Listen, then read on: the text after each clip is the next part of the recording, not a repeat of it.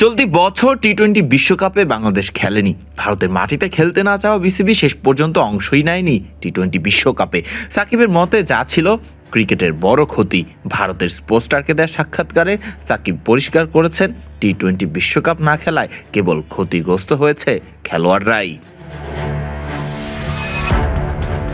টি-20 বিশ্বকাপ না খেলা নিয়ে সাকিব বলেন, শেষ পর্যন্ত ক্ষতিগ্রস্ত হয়েছে খেলোয়াড়রাই। এটা কোনোভাবেই গ্রহণযোগ্য নয়।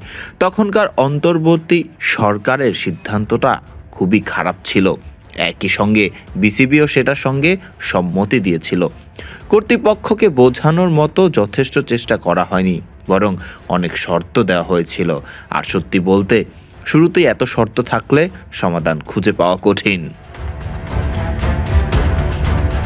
মুস্তাফিজকে বাদ দেয়া নিয়েও মুখ খুলেছেন সাকিব। সাকিব নিজেও আইপিএল মাতিয়েছেন। কেন আইপিএল থেকে সরিয়ে দেওয়া হয়েছিল মুস্তাফিজুর রহমানকে? সাকিবের মতে এটি ভারতের ক্রিকেট টুর্নামেন্ট, সিদ্ধান্তটাও তাদের। সাকিব বলেন, আইপিএল হলো ভারতের বোর্ডের টুর্নামেন্ট। তারা কাকে নেবে বা নেবে না এটা তাদের সিদ্ধান্ত।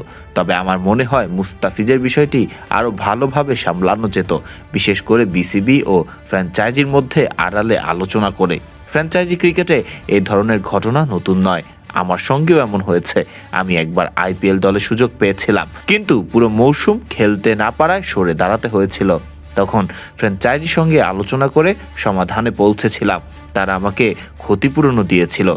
বিষয়টি সুন্দরভাবেই মিটেছিল। মুস্তাফিজের ক্ষেত্রেও তা করা যেত।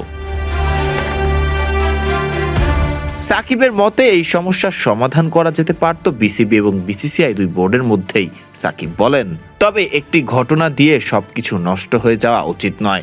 বিসিবি ও বিসিসিআই এর মধ্যে সমস্যা থাকলে তা ভেতরেই সমাধান করা উচিত ছিল।